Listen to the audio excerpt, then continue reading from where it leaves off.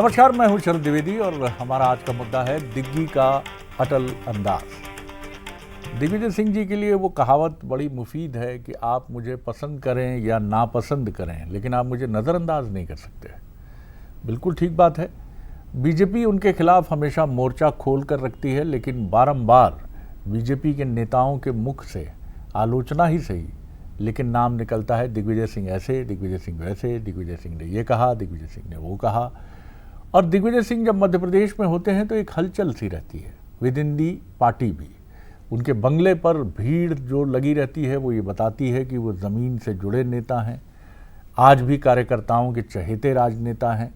और इसीलिए जब ये चर्चा होती है कि वो क्या मध्य प्रदेश में फिर सक्रिय होंगे, तो उम्र के इस पड़ाव पर भी एक हलचल सी मच जाती है। अब सवाल ये है कि न टायर्ड न रिटायर्ड, यानी न थका हूँ और न ही सेवानिवृत्त हूँ। ये चर्चित वाक्य अटल जी का रहा, जो उन्होंने सदन में जब इसी तरह के सवाल थे कि क्या अटल जी स्वास्थ्य या तमाम कारणों के चलते अब थक गए हैं, तब उन्होंने अपने ख़ास अंदाज में अपनी आँखें और अपनी शैली में कहा था, न टायर्ड हूँ न रिटायर्ड हूँ। और अब यही बात दिग्विजय सिंह जी ने दोहराई है, जिनके बीजेपी में फेवरेट पॉलिटिशियन अटल जी होते हैं। क्या है इसके मायने, क्या इसका अर्थ है, ढूंढा तो जाएगा ही। आज इसी पर हम बात करेंगे, डिबेट करेंगे, लेकिन पहले देखिए हमारी ये रिपोर्ट। कबीरा खरा बाजार में सबकी मांगे खैर, ना काहू से दोस्ती ना काहू से बैर। धन्यवाद। कुछ इसी अंदाज में अपनी सियासी पारी खेलने वाले दिग्विजय सिंह एक बार फिर सुर्खियों में हैं। मौका राज्यसभा में विदाई का था। यहाँ भी शब्दों में, अनुभव और संदेश में सियासी धार देखने को मिली। उन्होंने अपने भाषण में साफ किया कि उन्होंने अपनी राजनीतिक राह खुद बनाई है, पार्टी का आभार जताया और हर सदन में मिले मौके को याद किया। लेकिन असली संदेश तब आया जब उन्होंने पूर्व प्रधानमंत्री अटल बिहारी वाजपेयी की लाइनें दोहराई, ना मैं टायर्ड हूँ न रिटायर्ड हूँ। अटल जी की वो बात मुझे याद आती है कि मैं ना टायर्ड हूँ न रिटायर्ड हूँ, आगे चलकर हम और काम करेंगे, लेकिन आज इस समय मैं उन सभी माननीय सदस्यों के प्रति आभार व्यक्त करता हूँ जिन लोगों ने मेरे लिए अच्छे शब्दों का प्रयोग किया। इसने साफ कर दिया कि राजनीति में दिग्विजय सिंह की पारी अभी खत्म नहीं हुई है। करीब 5 मिनट के इस भाषण में दिग्विजय सिंह ने अपनी सियासी सोच भी साफ कर दी। अपने भाषण में उन्होंने राजनीतिक सफर का सार बताया। एक ऐसा नेता जो विवादों में भी रहा, लेकिन कभी अपने राजनीतिक स्टैंड से पीछे नहीं हटा। दिग्विजय सिंह ने जो कहा उसके कई सियासी मायने निकाले जा रहे हैं। इसको लेकर सियासी बयानबाजी भी हो रही है। तो ये व्यक्ति जो उन्होंने कहा सही है, न टायर्ड है, न थके हुए, न रिटायर्ड है, कहीं से भी संन्यास नहीं लेंगे, जन सेवा करते रहेंगे। वो मादा उनमें है जो 22 साल की उम्र से आज तक की उम्र में बगैर थके सेवा कर रहे हैं और मध्य प्रदेश कांग्रेस की संजीवनी है। देखिए, दिग्विजय सिंह जी उन राजनेताओं में हैं कि अगर वो कहते भी कि मैं रिटायर हूं तो भी यकीन नहीं किया जा सकता। 24 घंटे लगातार जो व्यक्ति राजनीति खाता पीता ओढ़ता सोता सांस लेता हो, रग रग में राजनीति हो, वो आदमी कभी रिटायर हो ही नहीं सकता। उनकी सकारात्मक राजनीतिक मान भी है और नकारात्मक राजनीतिक मान भी है, और मुझे लगता है कि उन जैसा राजनेता रिटायर कभी हो नहीं सकता। राजनीति के इस धुरंधर का सफर लंबा रहा है, जिसमें उन्होंने सत्ता भी देखी और संघर्ष भी। जब राज्यसभा से विदाई का वक्त आया तो संदेश साफ था कि ये खिलाड़ी अभी बैट रखने की तैयारी में नहीं है। साफ है, सियासी पिच पर दिग्विजय सिंह अभी और खेलेंगे। आने वाले वक्त में उनकी भूमिका क्या होगी, क्या वो फिर से राज्यसभा जाएंगे, इस पर सभी की नजरें टिकी रहेंगी। कुल मिलाकर दिग्विजय सिंह का यह अटल अंदाज सिर्फ एक भाषण नहीं है, बल्कि एक सियासी ऐलान है कि अनुभव और आक्रामकता के साथ ये धुरंधर अभी मैदान में बना रहेगा। तो देखा आपने, दिग्विजय सिंह जी, कबीरा खड़ा बाजार में सबकी मांगे खैर, और फिर न टायर्ड हूँ न रिटायर्ड हूँ। हमारे सवाल देखिए, क्या न टायर्ड न रिटायर्ड कहकर दिग्विजय सिंह ने नया सियासी संकेत दिया है? क्या विदाई भाषण दिग्विजय सिंह के फिर से राज्यसभा में जाने का संकेत देता है? इसका क्या अर्थ लगाया जाए? क्या पार्टी से कुछ बात हो चुकी है कि हाँ आप ही हैं जो फिर जाएंगे? क्या दिग्विजय सिंह का अटल अंदाज विपक्ष को भी नई सियासी लाइन दे रहा है। तमाम बड़े सवाल हैं और इसी के बीच में जो मेहमान हैं उनसे मुलाकात करिए। मेरे साथ स्टूडियो में हमारे executive editor political affairs Manoj Saini, और स्वागत है मनोज आपका। मौसम बिसेन है, युवा नेता और प्रवक्ता बीजेपी की, और साथ ही ओबीसी कल्याण आयोग की सदस्य हैं, और आनंद जाट हैं, युवा नेता और प्रवक्ता कांग्रेस के। उनका बहुत स्वागत है। आप सभी को हिंदू नववर्ष और नवरात्रि दोनों की बहुत बहुत शुभकामनाएं। सभी दर्शकों को भी जो इस डिबेट के साक्षी हैं, दर्शक हैं, देख रहे हैं इसे। मनोज, दिग्विजय सिंह जी जब भी कुछ कहते हैं तो मायने निकाले जाते हैं। जाहिर तौर पर राजनेता जब भी कोई बात कहेगा तो मायने तो निकाले जाएंगे ही, लेकिन आप कैसे देखते हैं दिग्विजय सिंह जी के लिए क्या ये फिर रीसीकिंग इलेक्शन की बात है, फिर से राज्यसभा? क्योंकि मध्य प्रदेश की कमान 2 युवाओं के हाथ में है, तो थोड़ा सा इसको ज़रा डिकोड करिए। सर जी, अभी 2 तरह की तस्वीरें भी आई हैं। एक तो वो जो उन्होंने सदन के भीतर कहा, एक सदन के बाहर खड़े हुए थे वो, जब राहुल गांधी से वो बात कर रहे थे। बड़ी अलग तरह की उनकी बॉडी लैंग्वेज और तमाम तरह की चीज़ें दिखा रही थी। तो मुझे लगता है कि वो ये तो नहीं कहेंगे कि मुझे राज्यसभा जाना है, क्योंकि वो कहते नहीं है, लेकिन उनकी बातों में सब कुछ होता है। और इसीलिए कुछ दिन पहले जब उन्होंने इनकार किया था तो उनके लोगों ने भी कहा था, बल्कि बीजेपी ने भी कहा था कि इनकार भी है और इनकार में इकरार भी है। और उनकी हर बात में इनकार के साथ इकरार होता, बड़ा अलग अंदाज है। और आप देखिए कि जिस उम्र के पड़ाव पर वो खड़े हैं, सामने तस्वीरें दिख रही। ईश्वर करे आज बड़ा अच्छा दिन है देवी जी का, कि उन पर बड़ी कृपा बनी रहे। बहुत ही अलग तरह की बॉडी लैंग्वेज, उस तरह का आज भी आप नए युवा नेता में देखेंगे तो नहीं दिखेगा आपको जी। और 10 साल की जो राजनीति से संन्यास, एक तरह से कह दे कि अब मैं पार्टी के लिए 10 साल दूर रहूंगा, चुनाव नहीं लड़ूंगा, उसके बाद फिर आते फिर उसी तरह की बातें। तो मुझे लगता है वो जिस अंदाज में कह रहे हैं या जिस तरह ईश्वर की उन पर कृपा है, तो ये तो सच है कि ना वो टायर्ड होंगे ना रिटायर्ड होंगे। अब सेवानिवृत्ति की जो उन्होंने बात कही कि नहीं हो रहा हूं, तो फिर इसको राज्यसभा से जोड़कर देखा जा सकता है, क्योंकि अभी फरवरी माफ करिएगा अप्रैल में सीट खाली हो रही है, और ये उनका शायद अंतिम भाषण होगा राज्यसभा में।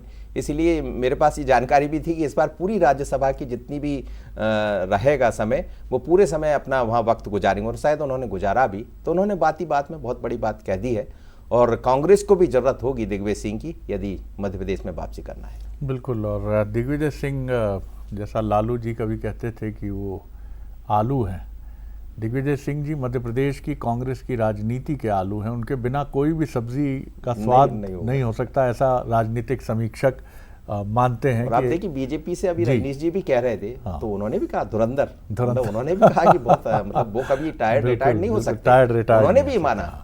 सकारात्मक नकारात्मक दोनों बातों का उनका बिल्कुल। और आपने संकेत भी कर दिया कि कुछ अब उसके जो भी मायने हो, कि राहुल गांधी के साथ उनका जो एक बड़ा अलग तरह का बेफिक्र और अलग किस्म का संवाद था, वो बताता है कि उम्र के इस पड़ाव पर व्यक्ति मांगता नहीं है, मिलती हैं चीज़ें, या फिर बिटवीन द लाइंस जो है उसको समझकर वो आगे बढ़ जाता है। मौसम सर मांग कर लिया तो क्या लिया, क्या लिया बिना मांगे आप समझ रहे तो दे दीजिए। बिल्कुल। मौसम जी, कैसे देखती हैं आप? विषय खाटी कांग्रेसी है, और कांग्रेस के भी एक ऐसे नेता का है जिनका सम्मान आप भी बहुत करती हैं, आपके पिताश्री भी बहुत करते हैं, भाऊ साहब गौरीशंकर जी। और कौन है जो दिग्विजय सिंह जी के बारे में अच्छी राय नहीं रखता है? और यही दिग्विजय सिंह थे जो मुख्यमंत्री रहते हुए जिन्होंने बीजेपी की समूची राष्ट्रीय कार्य समिति को भोजन पर मुख्यमंत्री निवास आमंत्रित कर लिया था, और अपने समय की बड़ी चर्चित राजनीतिक खबर थी। जी, कैसे देखती हैं आप? दिग्विजय सिंह कह रहे हैं ना टायर्ड ना रिटायर्ड। देखिए, जो आदरणीय दिग्विजय सिंह जी हैं, उनके वाकई राजनीतिक अनुभव का हम पूरा सम्मान करते हैं, क्यों ऐसा उनका लंबा राजनीतिक जीवन रहा है। और ये बात न केवल दिग्विजय सिंह जी के लिए, अपितु हर इस हाइट के नेता के लिए, राजनेता कभी ना रिटायर होता ना टायर्ड होता। उनके स्वभाव उनके स्वभाव में, क्योंकि मैंने एक बड़ी निष्पक्षता से कहना चाहूंगी, बहुत से राजनेताओं को मैंने जीवन के उम्र के इस पड़ाव में बड़ी करीबी से देखा है, चाहे वो किस भी विचारधारा के हो, किस भी राजनीतिक दल के हो। तो वो स्वयं से अपने मनोभाव से कभी टायर्ड भी नहीं होता और रिटायर्ड नहीं होता।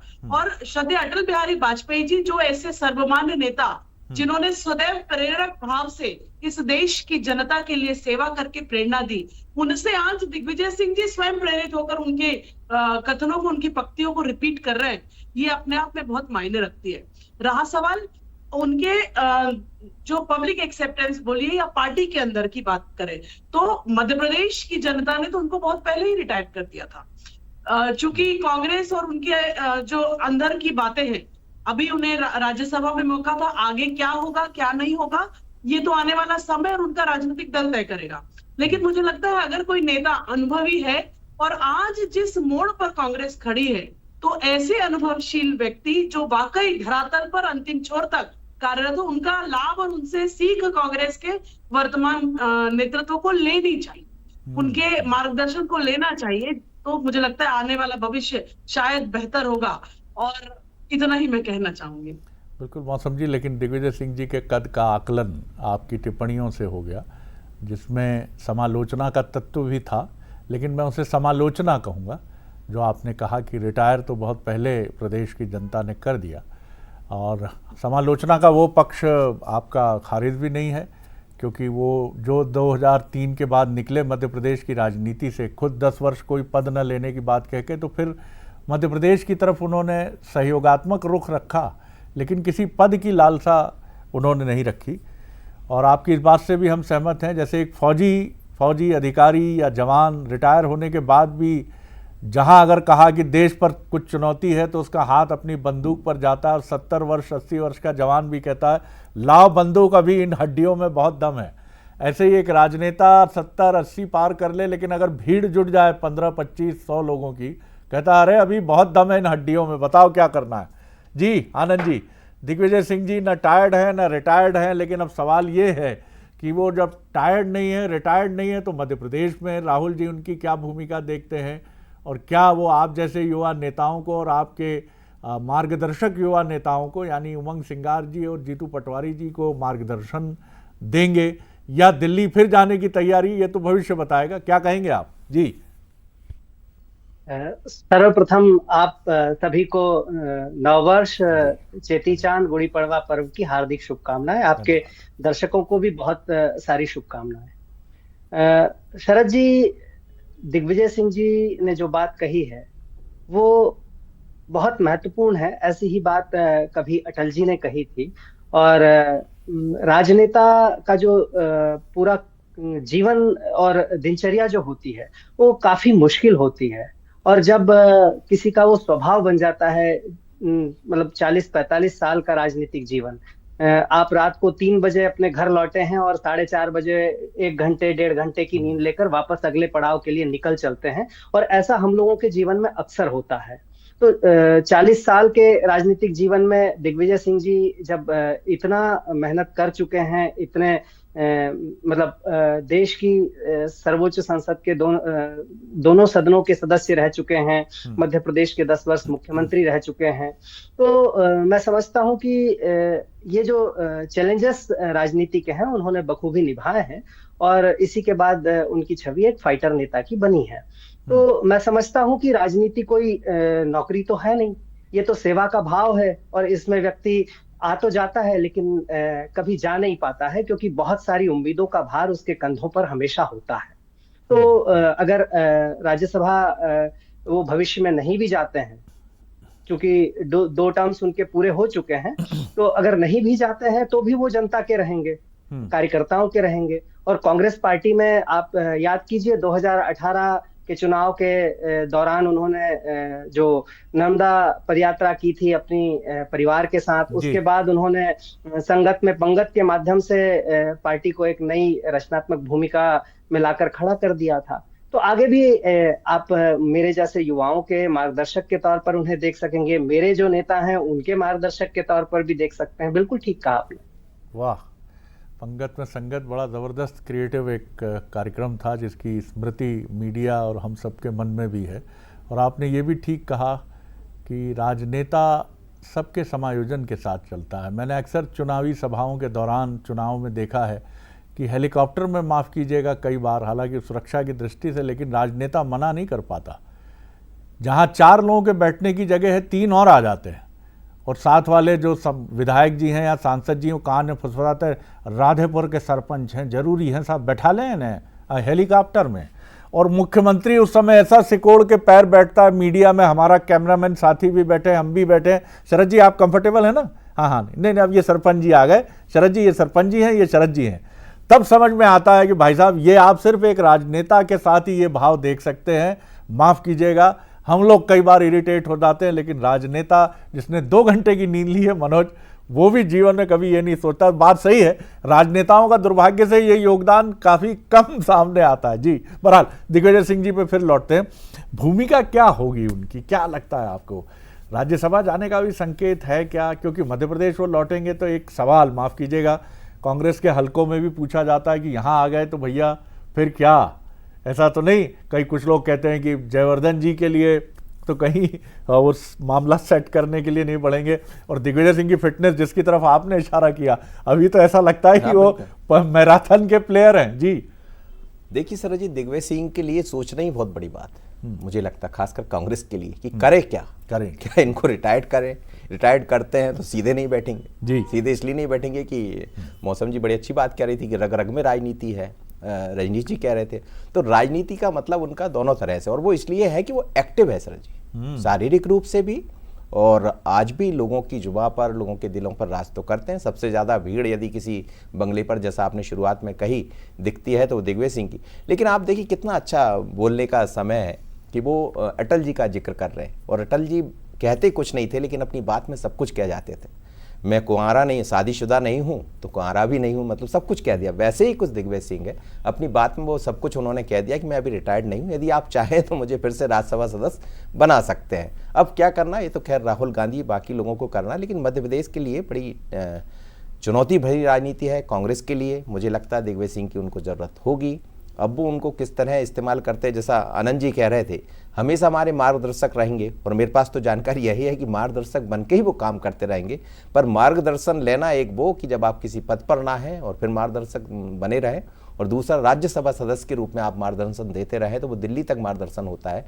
तो अब किस भूमिका में होंगे, पर उनकी तरफ से तो संकेत साफ है कि वो अभी सेवा मुक्त नहीं हो रहे हैं, और बीजेपी के लिए चुनौती भी है।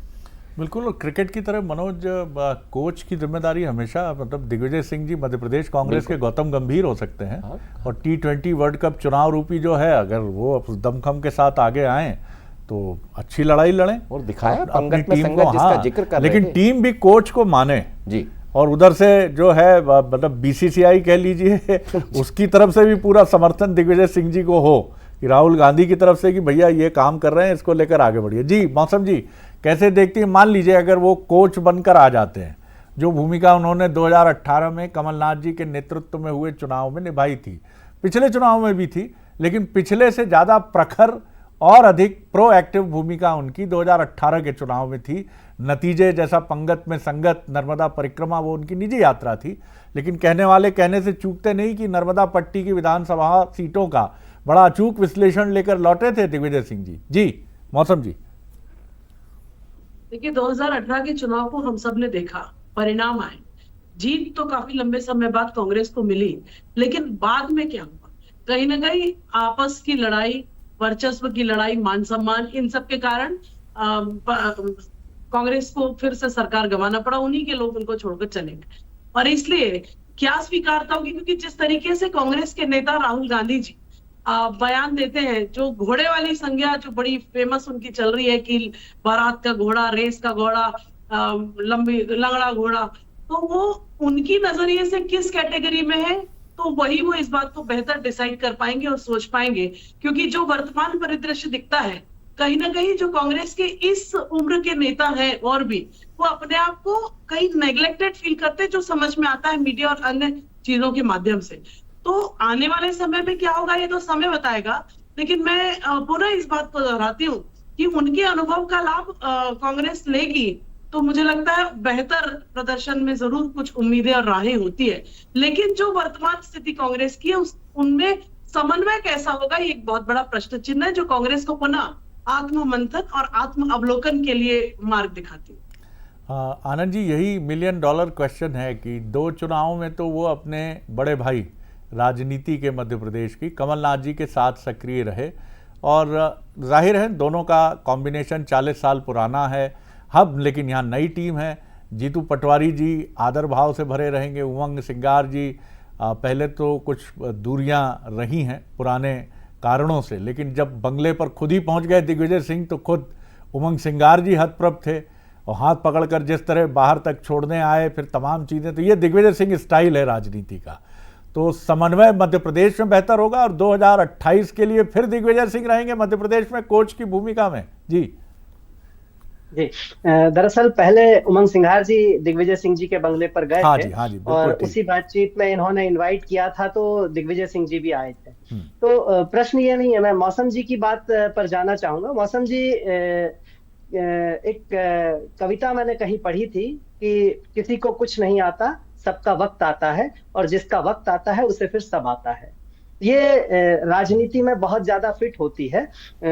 भारतीय जनता पार्टी जिस प्रकार से सत्ता में आई और जिस प्रकार से वो काम कर रही है, तो सफलता के पीछे कमियां छिप जाती है, लेकिन नीतियों पर टिके रहना, विचारधारा पर टिके रहना, ये असली चरित्रवान मनुष्य की पहचान होती है।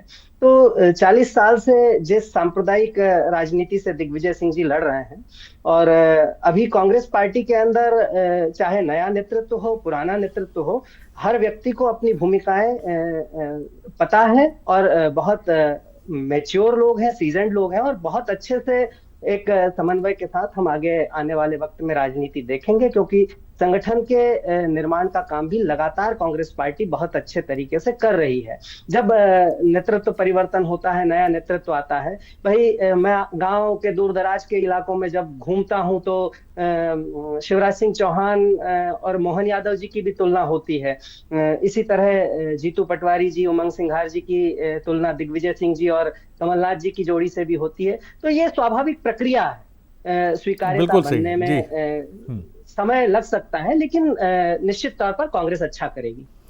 मनोज, कंक्लूड करते हुए एक बड़ा अहम सवाल ये है कि कांग्रेस की गाड़ी अब तक जो पटरी छोड़ती रही है, वो वरिष्ठ और युवाओं के बीच एक कथित टर्मोइल, द्वंद्व, डायलेमा, कॉन्फ्लिक्ट, संघर्ष, इसी के इर्द गिर्द उलझती रही है।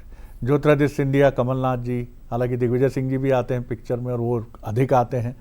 राजस्थान में आपने देखा सचिन पायलट, अशोक गहलोत, और अभी डीके शिव कुमार और सिद्धारमैया कर्नाटक में। तो क्या अब एक नया मॉडल राहुल गांधी इवॉल्व कर रहे हैं कि कमलनाथ जी भी 28 में पूरी ताकत लगाएं, दिग्विजय सिंह जी भी लगाएं, और जाहिर है अगर आप सफल होते हैं तो उसमें बेनिफिट्स तो सभी के हैं। कुछ इस तरह का मॉडल कांग्रेस के लिए बहुत कठिन और चुनौतीपूर्ण है, क्योंकि बीजेपी की जो तैयारी और ताकत है वो हर एक चीज़ को समझकर तैयारी करती है। तो कांग्रेस क्या कुछ ऐसा भी कुछ कर सकती है, भले ही अभी ये हाइपोथेसिस लगे? सर जी, एक बहुत बड़ी बात है कि आप नगर पंचायत से लेकर नगरीय निकाय तक यदि पार्षदों को भी देखेंगे आप, तो मध्य प्रदेश में 14,000 लोग भारतीय जनता पार्टी के और 1400 कांग्रेस के हैं। मतलब आपको अपना नेतृत्व खड़ा करना है तो आपके सामने बहुत सारी चुनौतियां, और उसके लिए दिग्विजय सिंह कमलनाथ की जोड़ी की जरूरत पड़ेगी, उसके लिए ऐसे लोगों के आशीर्वाद, मार्गदर्शन की जरूरत पड़ेगी। और यही चुनौती कांग्रेस के भीतर से, जो राहुल गांधी जो बार बार बात कहते हैं, अभी कल हमारा जो मुद्दा था उसमें यही था कि उन्होंने तो कह दिया जो काम वाले रहेंगे वही काम करेंगे, बिना काम के लोग बाहर हो जाएंगे। तो दिग्विजय सिंह तो काम के आदमी है, बिल्कुल, तो आप बाहर करेंगे क्या? तो मुझे लगता है इस चुनौती को कांग्रेस को ही देखना है, लेकिन यदि वापसी करना है तो फिर सभी नेताओं की जरूरत होगी ना। उनको अभी टायर्ड उन्होंने अपनी तरफ से कह दिया, पर सेवा मुक्त या रिटायर्ड करने की जरूरत नहीं है ना, वो खुद होंगे। तो अब उनकी किस तरह सेवा कांग्रेस ले पाती है, और यदि वो मैदान में है तो सरज जी बीजेपी को भी बार बार सोचने को मजबूर करते हैं। ये वही नेता है जिसके बारे में बीजेपी भी विचार करती है। बिल्कुल, और भारतीय सनातन परंपरा में रामायण इसका एक बहुत आदर्श उदाहरण है, जहाँ जामवंत जैसे चरित्र हैं जिनकी उपयोगिता युद्ध में सिर्फ एक सलाहकार की है। जामवंत के वचन सुनाए सुनु हनुमंत हृदय, जो हनुमान जी को उनकी शक्ति का भान कराते हैं, यानी युवा हनुमान को ये बताने वाले कि you can do it man, जाओ आप, तो जाओ लंका, आप सब कर सकते हो। ये बताने वाले बुजुर्गों की महत्ता को भारत ने हमेशा रेखांकित किया है, सनातन से लेकर 2026 तक, और राजनीतिक दल भी इसका अपवाद नहीं है। आप अगर जितना अपनी पार्टी के सीनियर्स को, और उतना ही सीनियर्स पर यह जिम्मेदारी है कि महत्वाकांक्षाओं के भंवर में जामवंत नहीं उलझे। उन्होंने कभी यह नहीं सोचा कि पूरे देश में मेरे मंदिर होंगे क्या, नाम हनुमान जी का होगा लेकिन कोई कठिनाई नहीं है। लंका को जीतना बहुत जरूरी है, प्रभु श्री राम के उद्देश्य पर आगे बढ़कर धर्म के मार्ग को स्थापित करना। तो ये वरिष्ठ नेताओं को भी समझना है, पार्टी को भी समझना है। बहुत शुक्रिया, आप सबने बड़ी शालीनता से इस डिबेट को आगे बढ़ाया, बहुत शुक्रिया। आगे देखिए, नमस्कार।